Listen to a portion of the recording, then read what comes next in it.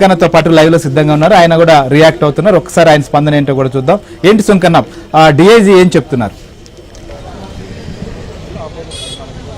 అయితే ఇక్కడికి వచ్చిన తర్వాత ఉదయం నుంచి కూడా కర్నూలు రేంజ్ డిఐజీ కోయా ప్రవీణ్ సంఘటన పైన ఎప్పటికెప్పుడు కూడా ఆరా తీస్తున్నటువంటి పరిస్థితి. సార్, ఎలా జరిగింది సార్? ఇప్పటి వరకు ఉన్న మీరు ప్రాథమిక విచారణలో ఏం తెలియదు sir?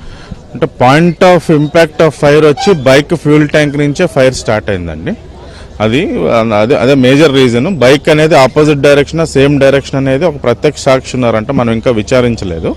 Point of collision, point of impact fire అయితే, ఫైర్ కంబషన్ అయితే మాత్రం బైక్ ఫ్యూల్ ట్యాంక్ అని.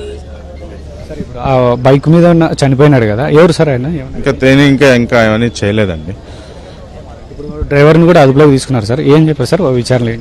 అదే రెండో డ్రైవర్, ఇప్పుడు ఎవరైతే మన అదుపులో ఉన్న డ్రైవర్, అతను బస్సు డిక్కీలో పడుకొని ఉన్నాడు. మెయిన్ డ్రైవర్ ఎవరైతే ఆ సమయంలో బండి నడుపుతున్నారో వారు ఇంకా అతను ఇంకా మన వద్దకు రాలేదు. అతను ఆందోళనకు గురై ఎక్కడో ఉండి ఉంటాడు, వస్తారు.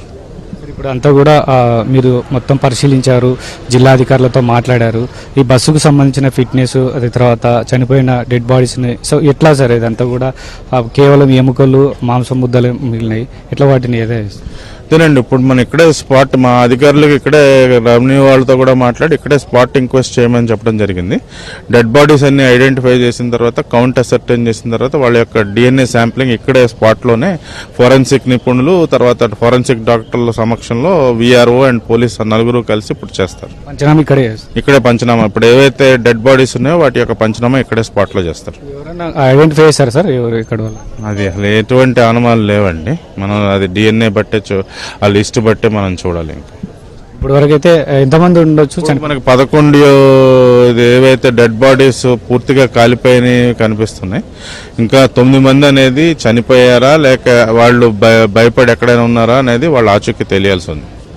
అదర్స్ ఏమన్నా ఎక్కారా సార్ ఏమన్నా మధ్యలో? కానీ అవన్నీ ఇంకా పూర్తి వివరాలు లేవండి. నాకు తెలిసి లాంగ్ డిస్టెన్స్ బస్సుల్లో మిడ్ నైట్ పెద్దగా ఎవరు ఉండకపోవచ్చు. 43 మంది, మనం 41 మంది, 39 మంది ప్రయాణికులు, వాళ్ళ యొక్క 2 పిల్లలు, 2 డ్రైవర్లు. యాక్చువల్గా అంటే గతంలో జరిగిన సంఘటనలు చూసుకుంటే బస్సు డ్రైవర్ మద్యం తాగినప్పుడు కానీ ఇట్లాంటివి కొన్ని జరుగుతూ ఉంటాయి సార్. మద్యం ఏమన్నా సేవించినట్లు అన్ని టూ ఎర్లీ టు ప్రెడిక్ట్ అండి. అన్ని విషయాలు బయట మొత్తం మీద చూసుకుంటే త్వరలోనే మరి కాసేపట్లో విషయాలన్నీ కూడా తెలియజేస్తాం. ప్రస్తుతానికైతే ఆ డెడ్ బాడీస్ అన్నిటి కూడా దాదాపు 11ను ఐడెంటిఫై చేశారు. మిగతా 11 ఐడెంటిఫై చేయాలి. వాళ్ళు ఉన్నారా, ఇక్కడే చనిపోయి మొత్తం ఖాళీ బూడిదయ్యారా అనేది ఫోరెన్సిక్స్ నిపుణుల బృందం కూడా సంఘటనా స్థలానికి చేరుకుంది.